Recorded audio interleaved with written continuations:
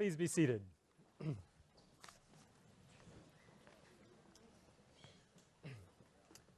Some of you know that I'm a person who cares a lot about education, or in the church field we call it formation, because it's more about being shaped than it is about learning these discrete blocks of information, right? As a result, some people from time to time bring me a book or something like that to shape my own learning. This last week, I was lucky that one person came up and said, "Hey, I've got a class I want you to take." And while I was already eager to protest and say, "I really don't have time to take a class," are you kidding? He said, "No, this is through Coursera. It's an online class. It's a college in California that teaches this class on learning how to learn, and you might be interested, and you can sign up for free and take it in your own time." And it sparked my attention enough that on Friday morning I went ahead and took the first class. It's fascinating. There's a neurologist there who teaches about the neural pathways in our minds when we begin to learn something. And she describes two different ways that we have a tendency to learn. One is focused learning, where we pay all of our attention and we really set time aside to focus on a particular thing that we want to learn. And if we're lucky, we learn something. And there she describes it sort of as if it were a pinball machine, and all of the pins on the inside are all stuck together really closely, and the ball comes in, the new information comes in, and quickly pings around until it finds a pathway straight through. A pathway that she says is almost always associated with another path that we already have. I've experienced that kind of learning before, briefly, though I'll say, when I was trying to learn German.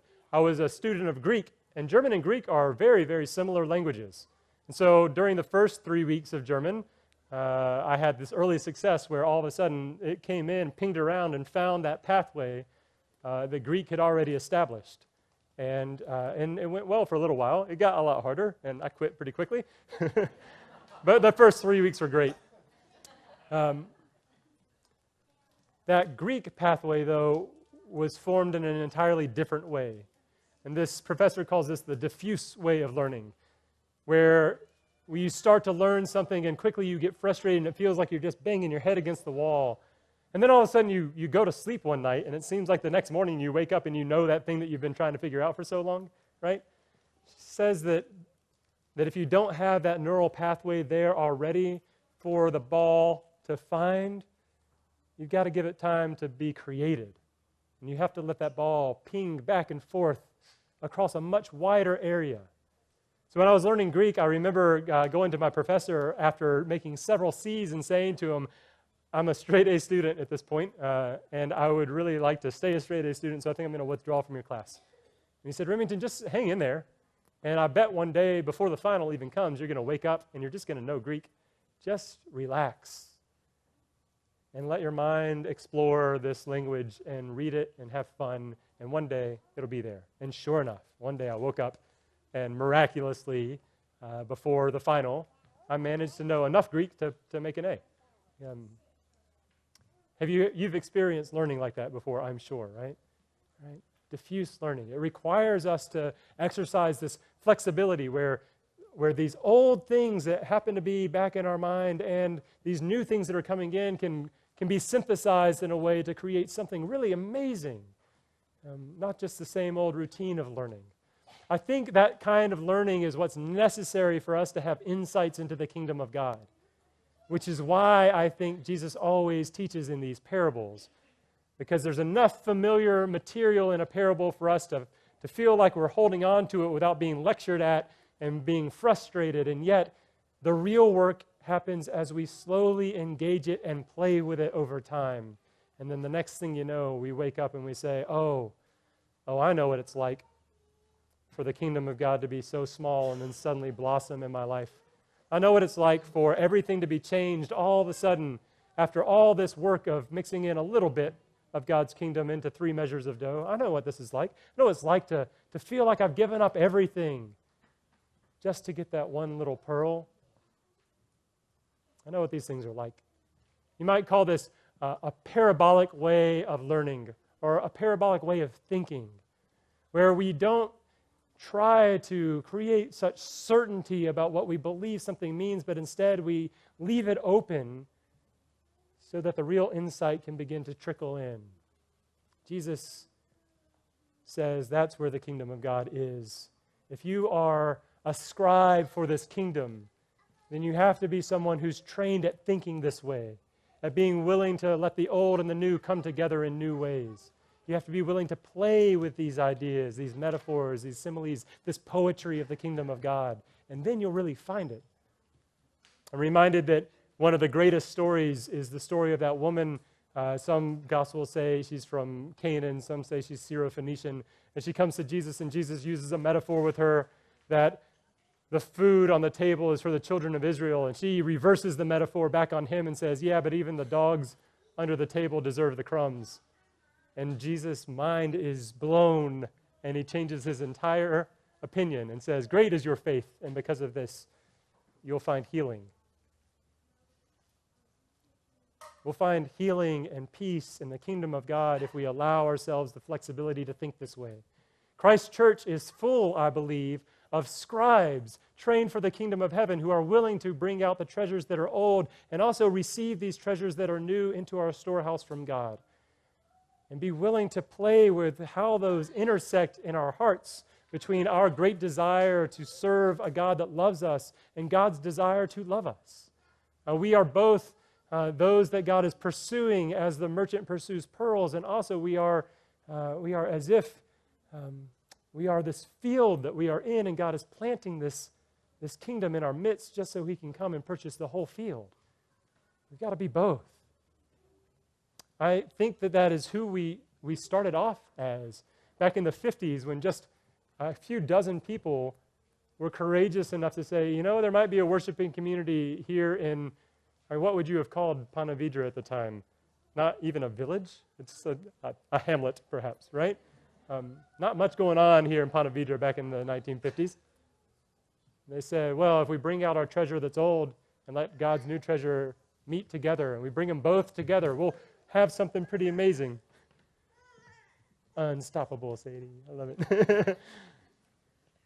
And a few years later, there are stories and stories and stories that pile on. The beginnings of Mission House started in this church when people began to wonder how their old treasure and God's new insight might bounce around a little bit and come up with something new. In 2009, the reason there's a Salzbacher Center at the beaches is because people in this parish wondered how they could bring forth everything old and new out of their treasure and let it intersect with God's will. And as a result, people in this community are being healed. There's a church in Ponte Vedra, Spain, that wouldn't exist if it weren't for people in this parish wondering what might be going on as they bring forth their old treasure and God brings forth God's new treasure, and we bring all of our treasure out of our storehouse. There are 1,000 other stories like that. I'll give you one more of my favorites. There are 3 or 4 other favorites, but I'll pick one. A few years back, there was a woman sitting in a pew, and I wouldn't be surprised at all if it were on this day 10 years ago or something, and she heard this sermon about taking what is ours that is an old treasure and wondering about how God might use it in new ways as we bring that forth with our new energy as well. And she said, I'm a human resources professional. Maybe that's my old treasure that I could bring forth with my great desire and let God do something new. And she started a ministry called Savvy Job Hunters that to this day has dozens of people, week after week or month after month, that come and they find a way to break their cycle of unemployment or underemployment because of her work and ministry. It's truly amazing. It's amazing. You have a story like that in your life. We have a story about that collectively as scribes of the kingdom of God, because I think we work so hard to be people who are allowed to think parabolically. You can go to another church where they will tell you what everything means, and you don't have to ask any questions or let things bounce around on a wide spectrum, but not here. We value mystery over certainty because we think somewhere in there is the work that God's trying to do in our hearts.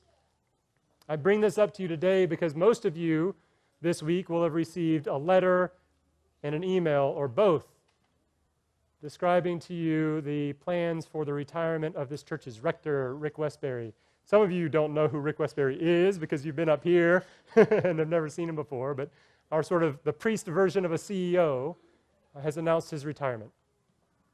And that is an emotional and difficult period of time for any church, and yet it's one of those chances for us to consider the old and new treasures that are in our storehouse and what God might be calling us to do with them. So we have got to be a people prepared for thinking parabolically, for exploring the options and resting easy in the assurance of our faith in such a way that we allow God to cast a vision for what might happen next instead of us beating our head against the wall, trying to do this thing that we think we can control. Exercise it. Exercise it in your life. Exercise it in your relationships with each other. Let us exercise it as a community, because there is the kingdom of God. I'm reminded with all this about a poem from Emily Dickinson. Poetry is not really something they teach in Jessup, Georgia, I'm guessing. So so forgive me for messing it up, but it's a beautiful poem about possibility. Thinking parabolically is about holding open possibilities instead of reaching after certainty, right? She says, as a poet, that she dwells in the house of possibility, and that it's a far greater house than the house of prose, because there are more windows and there are more doors, because the visitors are better.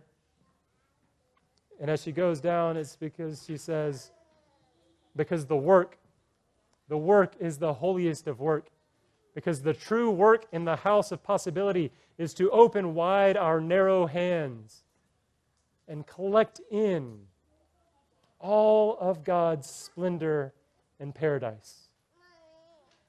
We are people who are trained so well to open wide our hands, narrow though they might be, and collect in all of God's possibilities for us.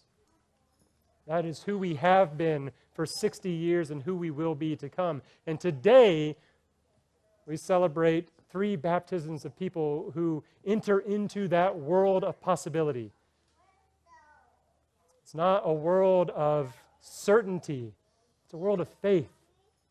It's a world of mystery in which we and they promise to work together, to open our hands wide and to gather in all that God might have for us as our greatest desire intersects with God's will for us. And we begin to imagine what the kingdom of heaven might be like tomorrow.